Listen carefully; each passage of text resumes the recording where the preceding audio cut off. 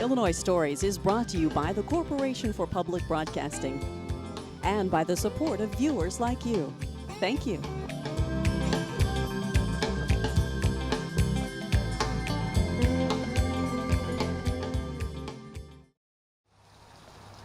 Hello, welcome to Illinois Stories. I'm Mark McDonald in Springfield at the Executive Mansion, where every year around Christmas time they invite the state historic sites from around the state to come here and decorate a Christmas tree in their own individual style. And those trees then are open for viewing by the general public. Well, we're here on the first day that these sites were allowed to come in and decorate. So we're going to see them as they decorate the trees. Also, as you can see behind me, they're in the process of decorating the mansion grounds as well. And Harry Lewis, within a week or so, this place will all be finished and lit up and ready to go. That's our goal, to have total Christmas. Yeah, yeah, and it's a big job though, isn't it? Because it's a big job. You don't have a big staff. Volunteers, and then luckily I have inmates helping. Yeah, yeah, I saw them stringing lights on the big gate up here today. Yeah, and then there will be a time, and we'll talk about this later in the program, during the holidays when people are welcome in just to browse around, look around, and enjoy. Huh? That's right.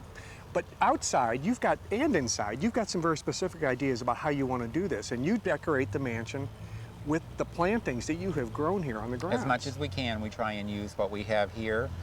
So this is the year of boxwood and grapevines and grasses and hydrangeas. Can we walk over there and take a look at what you're doing?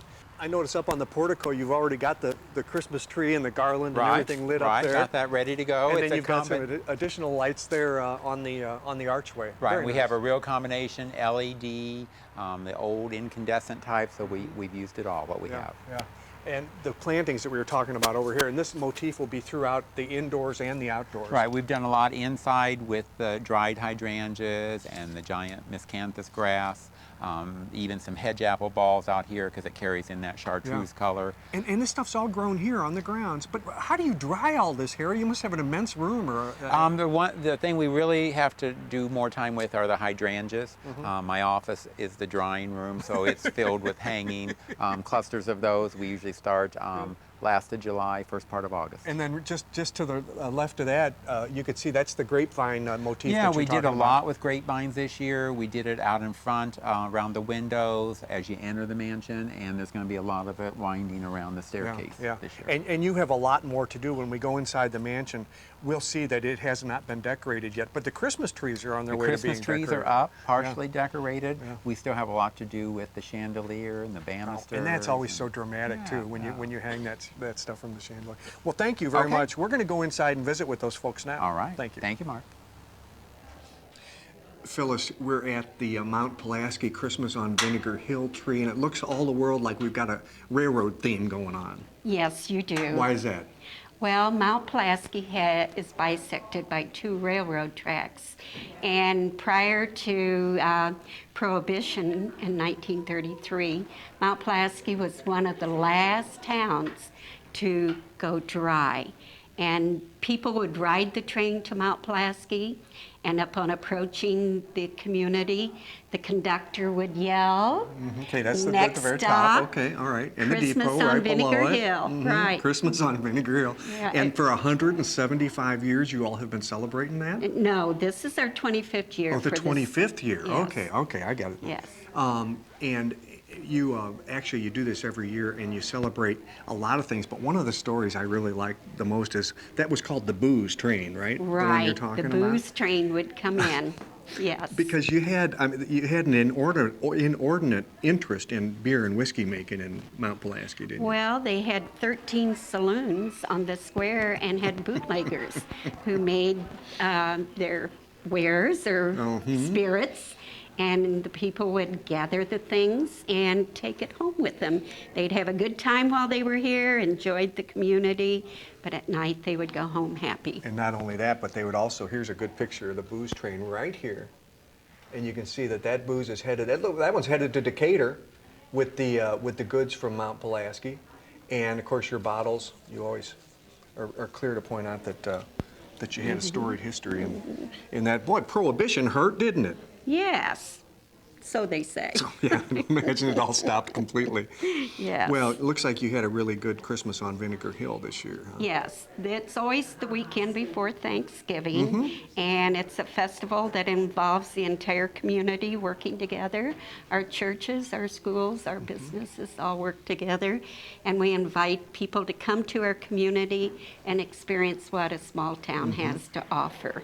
One last thing I want to mention about Mount Pulaski before we leave is, you have 2 trees here this year. Correct. The other one is dedicated to the Mount Pulaski Courthouse, which is right here. And of course, everybody knows that state historic site where Lincoln argued a good many cases. And you celebrate that as well, don't you? Yes, and this year we will be having a festival of trees at the courthouse. Terrific.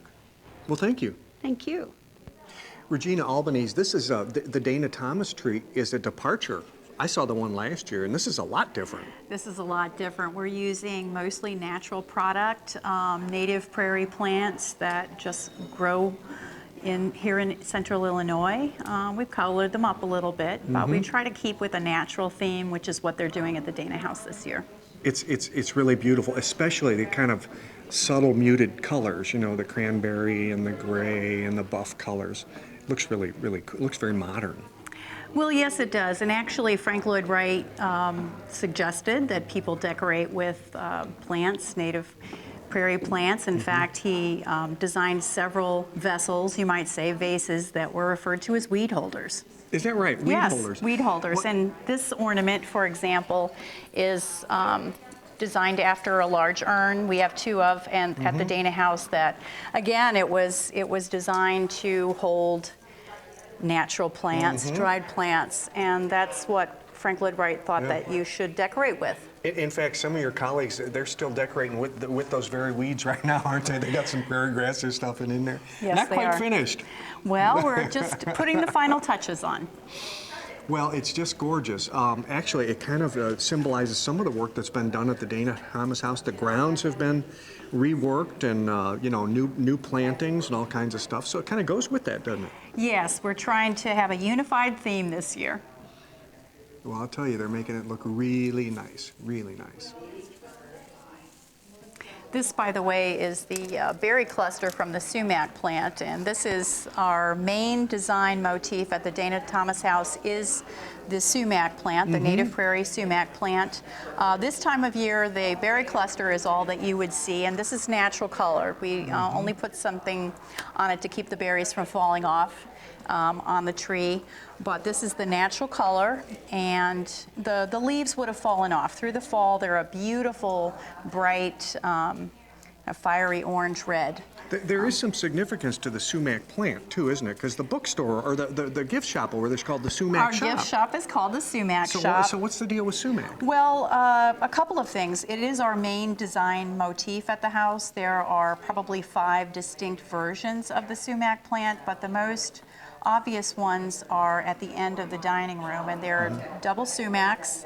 Sometimes people think they look like wheat. It's the berry cluster at the top, and then the fronsy leaves. That's right, that's right. And that's also rendered in the mural that's painted on the wall in the section above in the dining room. So that is our main design motif, is the sumac. That's so beautiful. Naturally, we wanted to include some sumac in our tree, and they've also included that in the decorations at the Dana House this year. Thanks for sharing this with us. Well, thank Very you. nice. Lori, people know about Cahokia Mounds State Historic Site, and they know it from the Native Americans who populated that area. We're looking right now at the symbol, I guess, of your historic site. And what's cool about this is people on staff made everything we see here, didn't they? That's like correct. we're looking at right there. Tell me about the emblem. Well, that's actually the Birdman tablet. It was carved into sandstone, and it's an object that was found on our site, and we sort of use that as our icon now. Gene Stratman, he's one of our maintenance men, and he handcrafted this easel for us. Wow. He used natural wood that was found on the site from a walnut tree. He made that Birdman tablet and those 2 chunky stones and the arrow point that's in there as well. I So hope we're Gene real has a happy job to for have life, that. because he's really worth his weight He's in gold. one of our isn't he? most valuable That people is a there. beautiful addition to your exhibit here. Of course, we're here to talk about the trees, and you've had a tree here for 3 years, but this one is really different. Right. And you've concentrated on probably the mainstay of the diet of the people that lived there Right. at Cahokia at that time. Right. So tell us about the corn. Well, the corn is one of the reasons that led to our site's success, and not just for food, but also it provided a surplus and the wealth to build that society. So what we wanted to do was highlight that aspect of what led to the success of the site. So we had a group of volunteers and staff members. We had an ornament making party, and we had about 600 corn husks. Oh, and my they goodness. prepared all these corn husks and made Okay, this we're looking at the garland. ribbons down here. They look like ribbons, but those are all corn husks? Each is individually It is very dry. made and tied. I'll be doggone. And then they also handmade these ornaments, which is made out of Indian corn that we shucked from some corn that we obtained from a local farmer. And then we used corn husks for the Isn't sunflowers that brilliant? there. That's brilliant. And look, here's the proof down here. Because this is, look at this. A whole bowl of that stuff. It was pretty easy to come by, was it? Yes, it It looks like there was a lot of it. We had a local farmer that was gracious enough to give us a whole barrel of it. Oh, man. Right, and then these hands here, these are terracotta, and they were handmade by a Native American artist that comes to our shows regularly. She made all of these. She's a potter from the Southwest. So, boy, you didn't buy anything, did you? You had all this stuff made, and That's it's all correct. genuine. Right. Isn't that nifty? It's beautiful. Thank you very It's much. unique, too. Thank you. Thanks for sharing it with us. Sure. Tony and Leon, you've had your trees here at the mansion Yes. in prior years. Yes. And they're always different. And, We- and this year, you've got the 150th anniversary of the Civil War going on, and you've got the theme going on. Yes, don't the sesquicentennial of the Civil War. We just celebrated the 150th anniversary of Gettysburg. Yeah. What better than to bring back a Thomas Nast cartoon that depicts Santa Claus, and it's the Santa Claus that becomes the American Santa Claus. Prior to that, they were kind of Father Noel. They were long-coated, long-bearded. you? European versions. European Yeah, versions.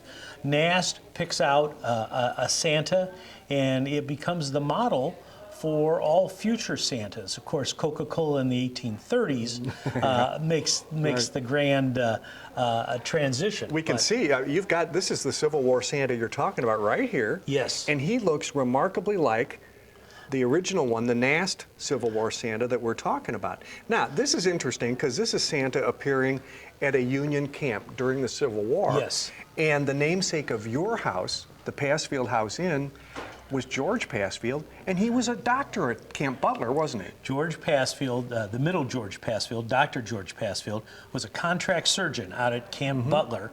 It was first a Union recruitment camp, and then it became a Confederate prisoner of war camp. And it's very famous, one of the national cemeteries, and everybody here is very proud of it.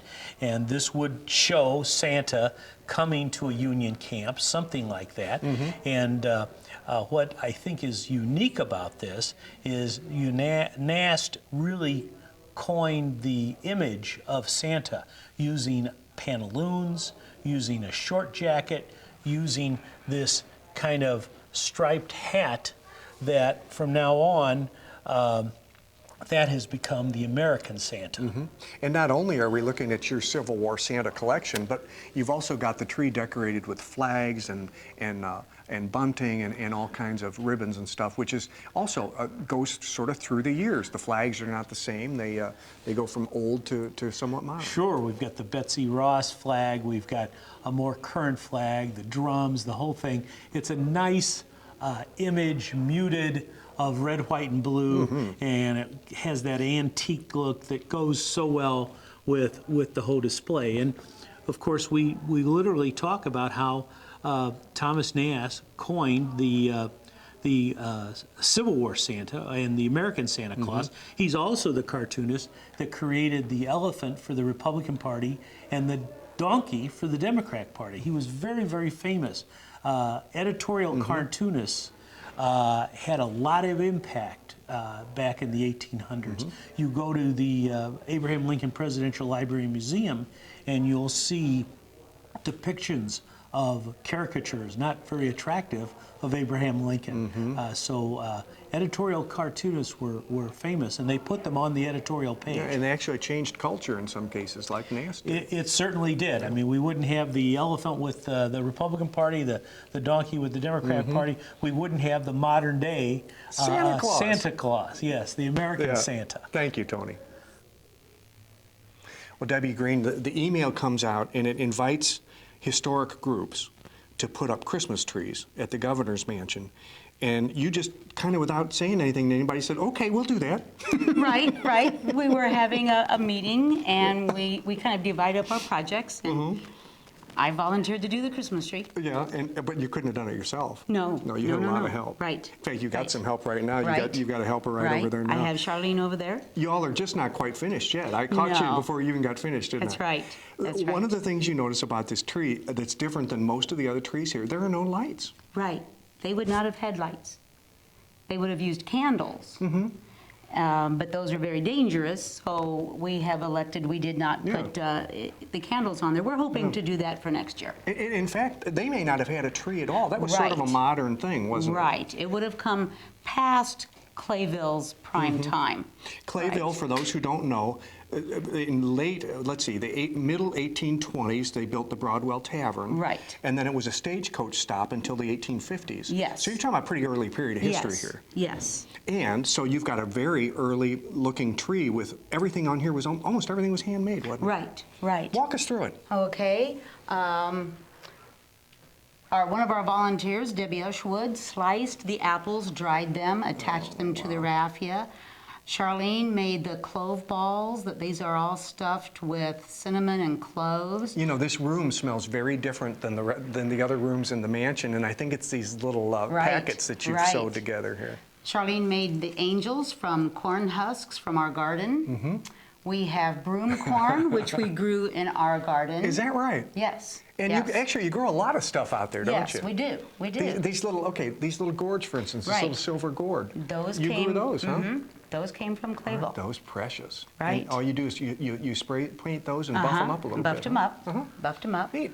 A lot of these are spice balls made from there's rolled in different kinds of Toward spices the top, and seeds. show us that again. Yeah. Up in here. And so what you do, you just get a little sphere and then you just Put some glue, seeds onto it. Roll it around. Roll Even it the around. gold, the brass star at the top was made by our tinsmith. Isn't that nice? So everything has a meaning to us. And it's it would have been the way they would have decorated then because they didn't have a lot. They used what they had, They right? used what they had. They used what they had, right. And then we included some gifts that perhaps they might have had down way at the lower bottom, portion.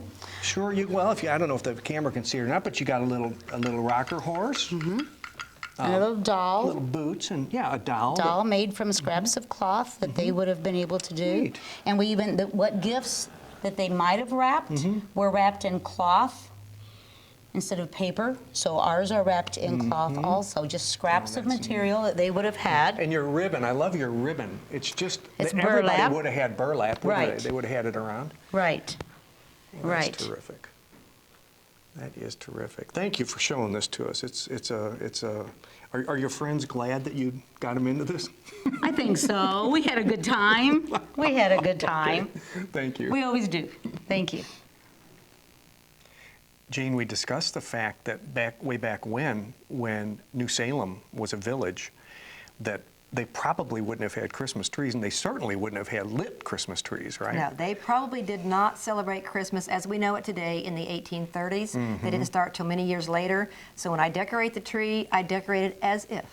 As if they As were if using they a did. tree. Is it- They would have had some of these items. I mean, Oh, they would have certainly. decorated the house in some way, but they Certainly. just wouldn't have put them on a tree more than Nope, likely, this right? would have been more just different things that they would have made themselves. A lot of things that we're using this year are textiles that were made at the Miller Loom in New Salem. So the barn loom. So that the garland here was made at the barn loom, the little rugs underneath the cabins.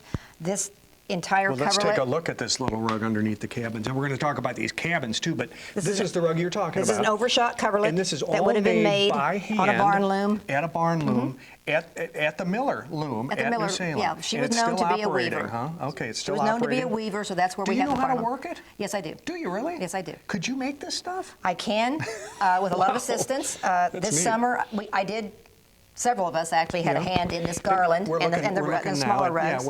the garland here. This is all handmade. It's interesting too because you get some sparkle in there. You use some material that sparkles in there, or you Little put bit. sequins on it. I'm not sure what you No, do. it's actually a little bit. It's a little Yeah. bit of material. It had a little bit of bling And to it. all of these are handmade, huh? Yes, I think we're looking these at dolls this are one. made by a former Illinois intern Yeah. that makes them for the store. the pin cushions, the housewives. These are things that you would have actually used to put your pins and needles in and your sewing accessories.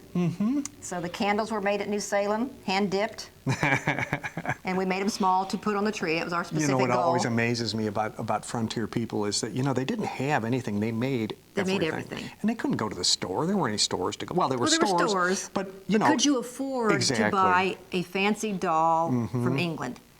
No. A lot of things they made. That's right. A lot of things. We do have some things out there that you would have been able to buy at the store, but my thing is always, could you afford to? Just because there's any of the things today in the stores. We have lots of things in the stores, but can we afford them? Yeah. You lucked into meeting a fella from Missouri, too, who builds these. These are replicas of buildings that are at New Salem. Yeah, Norm Schroeder from Missouri makes the birdhouses for the museum store, and I asked him if he could make us some replicas of the New Salem buildings, and so he did. Originally, I wanted them to be miniatures to hang on the tree, and he said he couldn't make them that small. So he made these, and they're actually better because you can really see them. I mean, you can really identify them. If you're familiar with New Salem, you know which buildings these are. First thing I thought of when he brought them out to me, I'm like, well, those certainly can't hang on the tree. But Harry gives me such a lovely large space here. I'm like, I know exactly what I'm going to do with them. Absolutely. Well, this is really nifty. And again, your intern, your volunteers, everybody just figure, well, I think I'll make this, or I think I'll make that, and ends up on the tree. So That's a great many things on here are made by our lovely New Salem volunteers. Yeah. Well, thank you. Oh, you're welcome. Thanks for stopping by today. Nancy, at the Black Hawk State Historic Site, it's the first time you've put a tree up here at the mansion. Yes. And you run into a little problem because Black Hawk and his cohorts didn't have Christmas, didn't celebrate Christmas. No, they did not. So you run into a little problem like, okay, how do we decorate a Christmas tree with our theme? It was trying to come up with an idea that was cohesive and yet told about our site, but also brought in the Indian part, but not Christmas. So I went with the 4 seasons because our park is open all 4 seasons. And so that was the theme I took and created our tree out of that.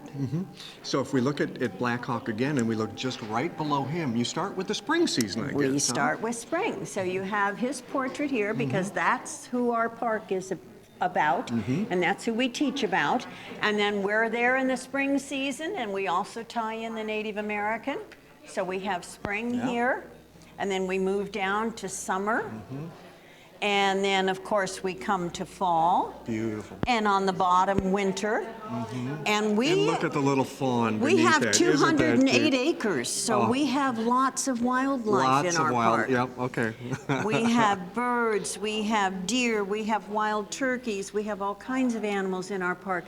And we teach our children not only the Indian history, but we also teach them about the natural environment that we have in the park. And this is a real distinction, too, because isn't he the only individual that a war was ever named after? Oh, yes. And it was the last Native American war fought east of the Mississippi River. So we also, at our particular site, have the westernmost battle of the Revolutionary War. So people think that the Revolutionary War was much farther east, but we have an actual battle from the Revolutionary War right on our bluff. And from those who may not know, you're in Rock Island, in the Quad Cities, and you're open all year long. We're open year-round, Wednesday through Sunday. Thank you. And we love to have visitors, and we have tons of school kids. We have a beautiful building. So we have our Native Americans that are there. We have a powwow every year. It's a wonderful place to come visit. So come on down, right? So come enjoy. Thanks, Nancy. You're very welcome. There are more than 30 Christmas Start again. Cue. There are more than 30 Christmas trees decorated for your pleasure in the Executive Mansion, and the other decorations are just gorgeous too. And it is open for your viewing pleasure on Tuesdays and Thursdays and Saturday mornings throughout the holiday season. With another Illinois Story in Springfield, I'm Mark McDonald. Thanks for watching.